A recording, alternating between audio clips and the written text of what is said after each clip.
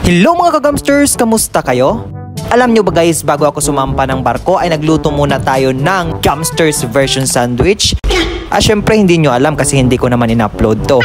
Pero ngayon, ilalabas na natin ang reseping Menekos-Mekos, ang Gamsters sandwich. Kaya tara, sabayan nyo akong mag-prepare nito. Para nga sa ating mga ingredients mga kagamsters, meron tayong pipino, kamatis, itlog, butter, cheese, ham, meron tayong ketchup, mayonnaise, tinapay at marami pang iba. At dyan nga mga kagamsters, una nating ginawa ay nag-slice tayo ng pipino at mga kamatis. Nang matapos nga tayo maghiwa ay sinunod nating magprito ng ham na tamang babad lang sa mainit na mantika para malambot pa rin ang ating ham. At sinunod natin itong itlog na halos isang tray maubos ko na.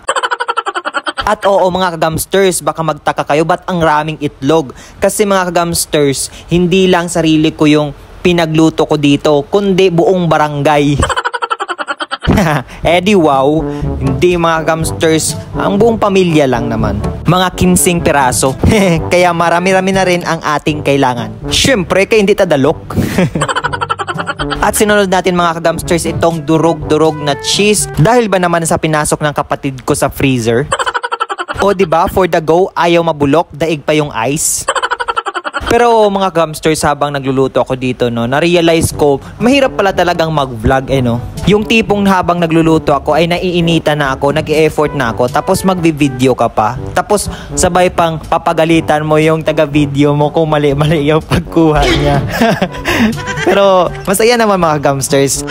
While shooting this, masaya naman kami behind the scene. Yung tipong magpaluan na ng sandok at magbatuhan ng kawali. Pero syempre nagiging banding na rin namin yun. Shoutout pala sa aking mga kapatid. But on the other hand, the purpose of making this video is to make you happy also. Wow, English yun na. Syempre dahil mahal ko kayo mga kagamsters. So ayun nga, going back dito sa ating ginagawa mga kagamsters ay na-mekos-mekos na natin no? Nalagay na natin yung mga ingredients mga kagamsters. Ito na yung final natin. Mamaya-maya matatapos na tayo dito. Yan na. Oh.